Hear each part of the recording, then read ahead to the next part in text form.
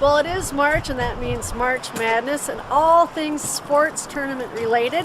And I remember being a senior and getting out of school so we could go watch the Polar Boys hockey play in the state tournament. And it meant everything to be able to support our team. Well, I recently caught up with someone who's also a big fan of hockey, and he goes to all the games he can at the new Venice Heights Sports Center. The fact that he works there also means he's close to what he loves to do, and when it comes to doing his job, no one does it better or with more pride.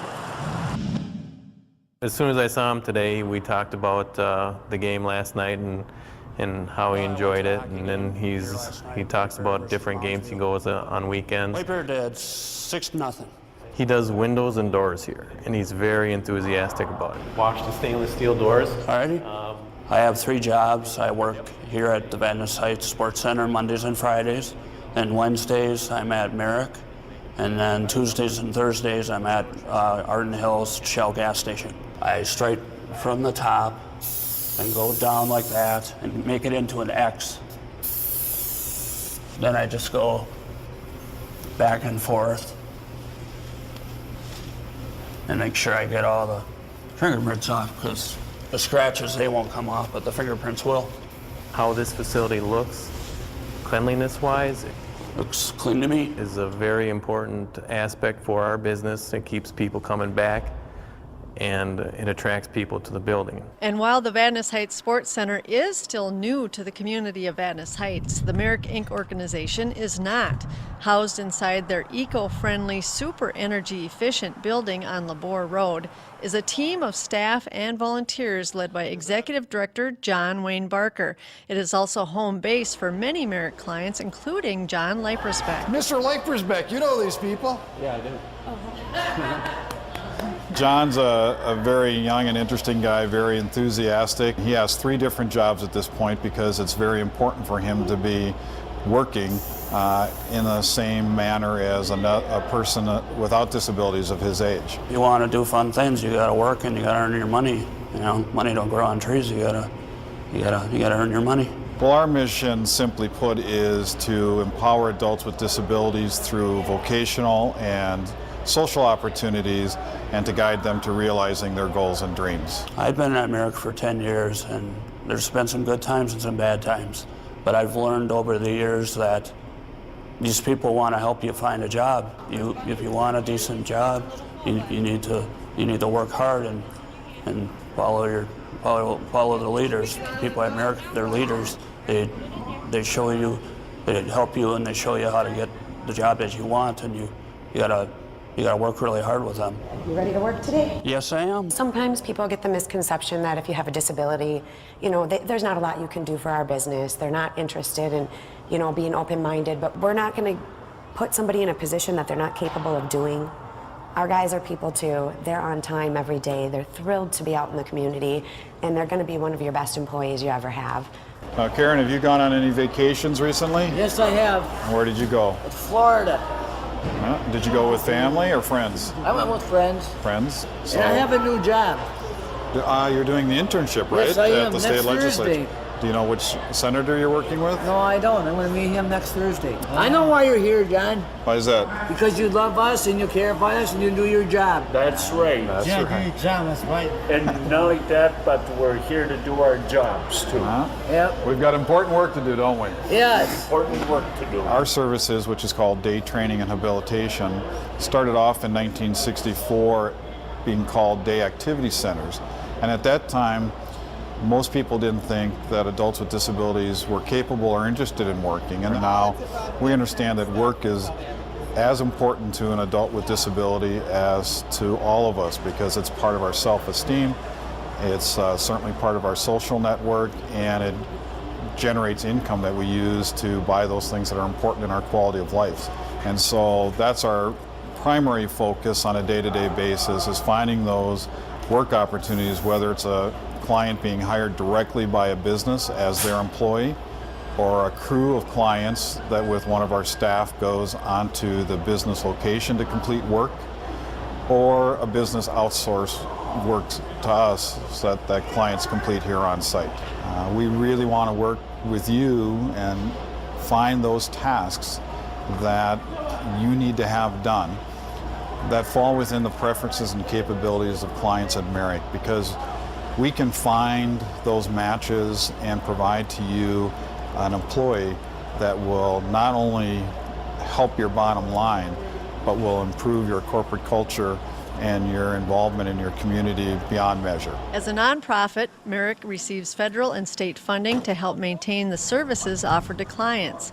Additional funding through grants and annual fundraisers help to offset the cost of services provided by Merrick, but looming state budget cuts could mean doing more with even less in the future. Well, I think one of the misunderstandings of Merrick and of nonprofits in general is that they are kind of a black hole, that money going in really doesn't generate any benefit other than providing services to people in our community. And nonprofits have really evolved in the last decade to where we run with as much business acumen as you would find in the for-profit sector. Perhaps the only difference is we lead with the heart and think with our head. And so we're looking for both the economic and the societal return on the investment of those dollars. Looking closer at the actual economic return of Merrick's operation resulted in a unique case study created by the parent of one of Merrick's clients. Realizing that he was an economics professor at the University of Minnesota, I asked if he would be interested in completing a case study, because I was not able to find any research or facts about what the value was for the dollars invested in human service programs like Merrick. Well, we found, and this was carefully checked by the accountants here and by at least 3 or 4 outside reviewers, including my colleague Tom Stinson, the state economist, that the overall benefits in various categories, which I'd be happy to detail, exceeded the costs in terms of state spending by Minnesota's taxpayers by a ratio of 3 to 1. And so this is a case in which it's manifestly clear that this spending on disabled citizens is a good investment from the point of view of the private sector, the taxpayer, and of course the people who are serviced or benefited by working here at Merrick. My hope was that we'd come out maybe a 1-for-1 return on investment, and when it came in as a nearly 3 to 1 economic benefit to our local community, quite frankly, I was skeptical when I read it at first, and had to sit down with Ford and have a number of conversations and go through the facts and the numbers, and ultimately came out on the other side understanding why I'm not an econ professor, and that truly we are a great investment of state taxpayer dollars.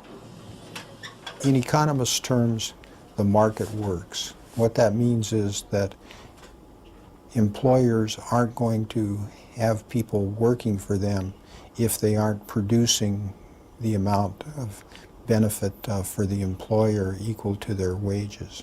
And this is a market test, and as the job situation gets tighter, and it's going to get tighter, you're going to see more people that are developmentally disabled in the workforce, simply because we're going to need them and we're going to need their labor. What are you doing tonight? I gotta go roller skating. Roller skating? Yeah, roller skating. I think the most important thing for people to appreciate is that when they see some of the disabled people who are employed outside of the facility, in places like Kowalski's, for example, a grocery or elsewhere, to appreciate that this is not just make work. This isn't just altruism at work, although there's an element of that certainly, but that these people are being productive citizens. And that really is the objective, and I think it's fulfilled here. We do have disabilities, but we're capable of pretty much doing anything we want to, just like you guys, They really are 350 great stories here that we're privileged to be around on a daily basis. We work really hard, we got our goals, and we want to make our dreams come true. For more information about Merrick Inc. and to read the case study in detail, visit merrickinc.org and find the report in the news section under the title Pennywise, Dollar Foolish.